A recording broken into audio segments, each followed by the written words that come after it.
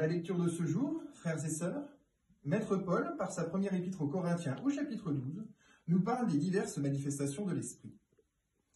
Quelques rappels importants avant de commencer. L'Esprit, en tant qu'émanation de Dieu, se manifeste chez nous, êtres humains, par ce que l'on appelle habituellement l'intelligence raisonnable. Cette dernière incarne notre versant spirituel en opposition aux passions, qui sont quant à elles les émotions anarchiques générées par notre chair et qui de fait représentent notre animalité. On retrouve ici le concept de trichotomie très présent chez les premiers chrétiens. La chair et ses pulsions représentent la partie la plus simple à identifier, le corps. Notre intelligence raisonnable, quant à elle, c'est aussi grâce à elle d'ailleurs qu'il est dit que nous sommes faits à l'image de Dieu, représente la deuxième partie, à savoir l'esprit. La troisième partie, l'âme, quant à elle, est plus difficile à concevoir, car il s'agit de la tension entre les deux autres parties citées précédemment.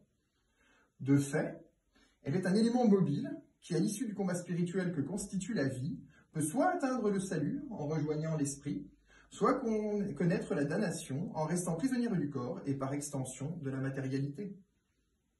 Les bases étant fixées, attardons-nous désormais sur le sujet de l'épître du jour, les manifestations de cette partie qui est sans aucun doute la plus noble de la trichotomie, à savoir l'esprit. Maître Paul nous explique qu'elles sont diverses, ces fameuses manifestations. En effet, l'esprit qui nous habite étant une émanation de l'Esprit Saint, il en partage les caractéristiques et donc les attributs fondamentaux, liberté, sagesse, etc. De fait, faire preuve d'intelligence raisonnable est souvent le premier pas vers le libre arbitre, et ce chez n'importe quel individu. L'être humain qui resterait prisonnier de ses émotions et pulsions étant condamné à reproduire en boucle les mêmes schémas comportementaux. A contrario, la liberté, de par son essence même, revêt un nombre incroyable de formes, à ce point qu'il serait parfaitement légitime de les penser infinies.